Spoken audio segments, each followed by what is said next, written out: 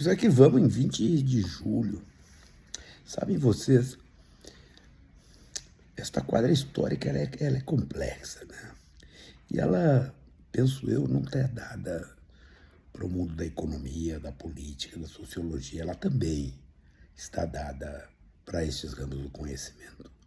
Mas eu acredito que a psicanálise, ela pode nos ajudar demais, muita coisa, né? As novas gerações têm vivido aquele tema, o tema de que nunca nada está completo, tudo sempre falta alguma coisa, né? E a ansiedade vai comendo, comendo, comendo, né? E as pessoas vão produzindo tudo isso que a gente tem aí. As intermediações de rede, etc, etc. Mas existem coisas que seguem no mundo clássico. Às vezes, e no mais das vezes, e quase sempre, nós devemos tentar compreender as pessoas a partir das suas expressões, das suas externalidades, né? Neste mundo tão difícil, quando tu olha, né, essas estruturações discursivas nas redes, tu precisa compreender quem é que está ali atrás daquela postura. Por exemplo, imagine uma pessoa que jamais modifica o tom de voz. Imagine uma pessoa que, numa sala de aula, se dedica a corrigir as vírgulas, os pontos e vírgulas, um espaço a mais, um espaço a menos. Imagine que essa pessoa, ela opere desta maneira. Não, tu troca aqui. Não, isso aqui não é ponto e vírgula, isso aqui é ponto. Não, isso aqui não é vírgula, isso aqui é ponto e vírgula. Não, isso aqui é não sei o que, é 2 pontos. Imagina uma pessoa que ao fazer isso, com a fala mansa, se apresenta inteira. Mas quando tu observa, a perna treme, as mãos tremem. Pensa aí, são externalidades. Imagina, aquele que era o melhor aluno, que era o chamado para levar na cátedra, para apresentar posições, de repente é exposto, às vezes quase que gratuitamente, pega e expõe aquela pessoa, externalidades, né? Nós temos que compreender estas personalidades. A psicanálise traz muito disso. O grande Lacan, ele se dedicou ao estudo destas coisas, né? Esta combinação, que são combinações sintomáticas, elas revelam aquilo que a psicanálise chama de neurose obsessiva. A fala mansa, notem, ela é uma defesa prévia à acusação eventual de truculência. Então a fala vem mansa, ela opera como uma técnica de blindagem. O grande Lacan chama isso de véu, é o véu. Desde já, a pessoa já opera com uma estrutura defensiva prévia. Ninguém pode dizer que a truculência na fala, ela é mansa, ela é quase gentil. Quando eu faço as correções de ponto e vírgula, de não sei o que, de porcaria, da insignificância, significa, com perdão, da redundância, que existe uma migração para o insignificante a partir de uma ausência de algo maior, do importante, do relevante. Então eu exerço a minha estrutura de poder obsessivamente sobre o insignificante. Eu expresso alguma coisa que falta, eu expresso a ausência de poder, a ausência da substância.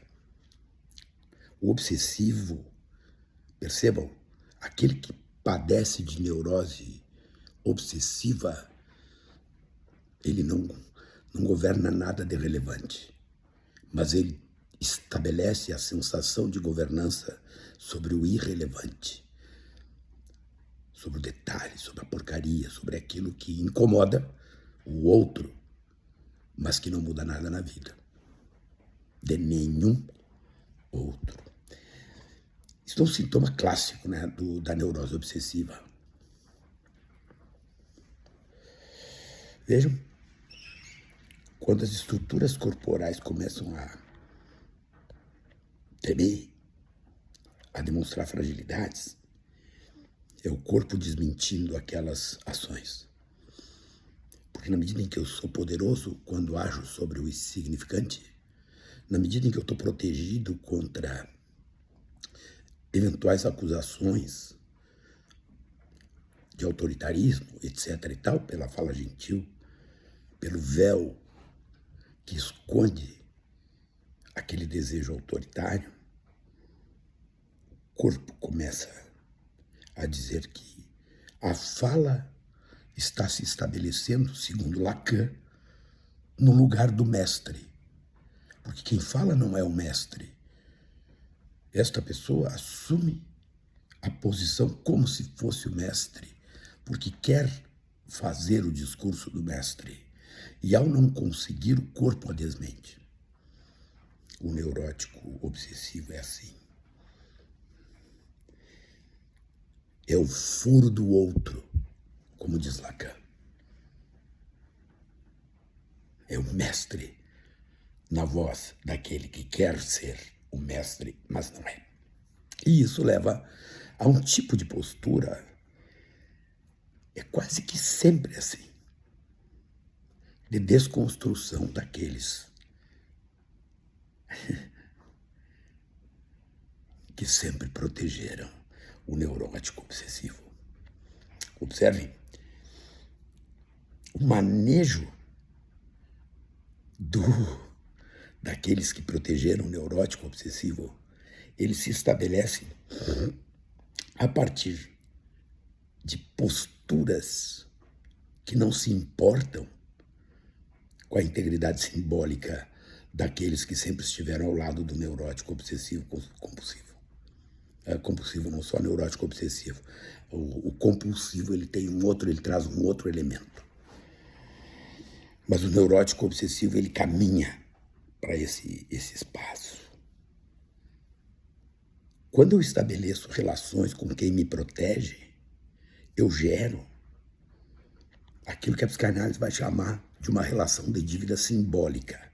Eu tenho uma dívida, afinal me protegeram, afinal fizeram consensos comigo, afinal permitiram a minha caminhada. Então eu crio relações de uma certa dívida simbólica.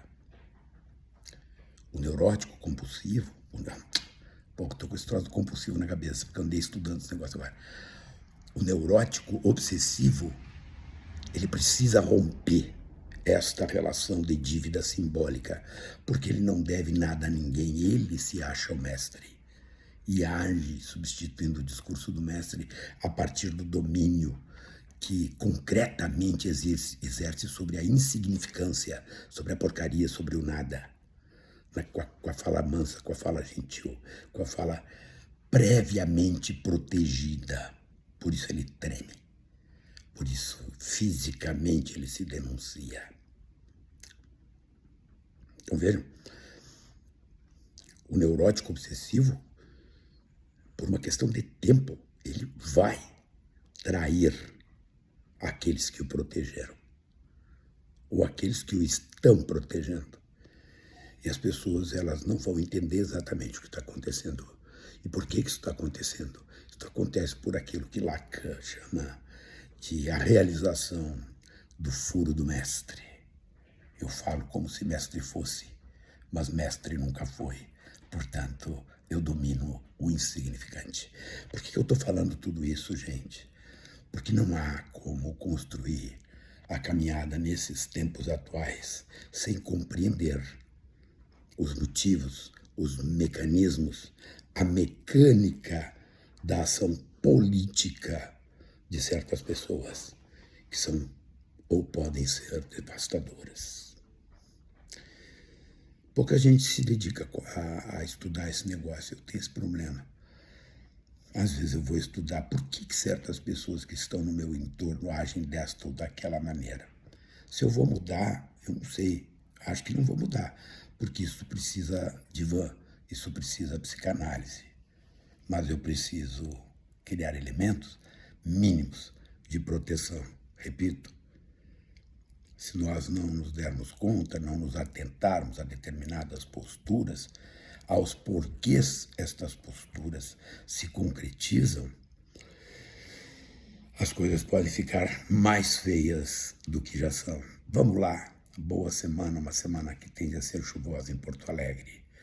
Bem-vindo à chuva, que não seja forte, mas que seja capaz de purificar certos caráteres.